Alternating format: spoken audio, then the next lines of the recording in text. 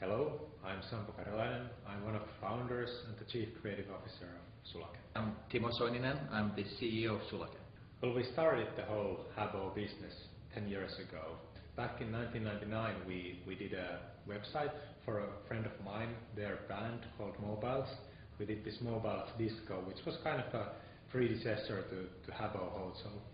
So it was a kind of virtual bar and a club where you created a small character, and with that character you were able to kind of meet other users and meet the band and hang around.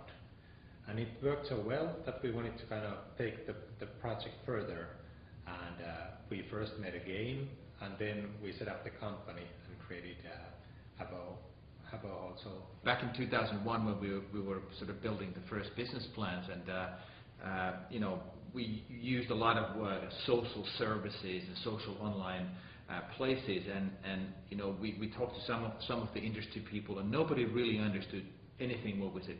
What do you mean social? I mean, is this a socialist service or something?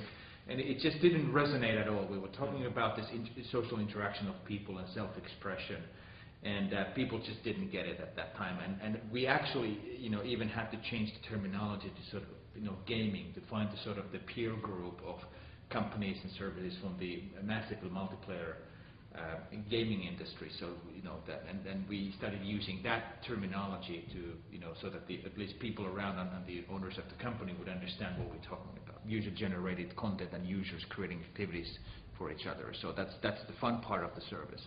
And I think the interesting thing here is that, you know, to get to this scale, and you know, we've made a really interesting transition from a small company, you know, when we were back in 2000, 2001, sort of nice transition from, you know, hunch, creative-driven company into sort of a metrics, user insight, and sort of a combining creativity-driven company. So it's a real company, but it's still the, you know, the same fun as way back then. So one of the key success factors of Habbo is the, you know, really the unique and distinctive look and feel that you guys originally created, and you know, and the team has been, you know, been quite consistent and sort of building on that. And I think in today's world, it's the nice content or the user-generated approach, but you know, you also have to have a little bit of a soul and taste to it. And you know, we've certainly managed to, you know, capture something. Habbo has grown to a pretty huge service over the last 10 years, and we are currently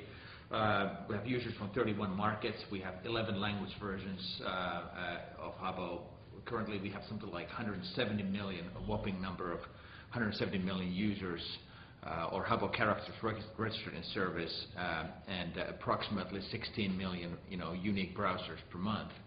Over the years, one of the largest sort of micropayment networks in the world. We have currently something like 150 payment channels in those 31 countries to collect, and help users to pay and buy premium services into Habbo.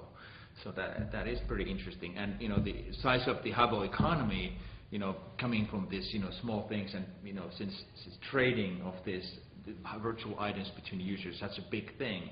I think the estimated annual value of those transactions between users is over $600 million per annum, which just starts to be a pretty big number. So.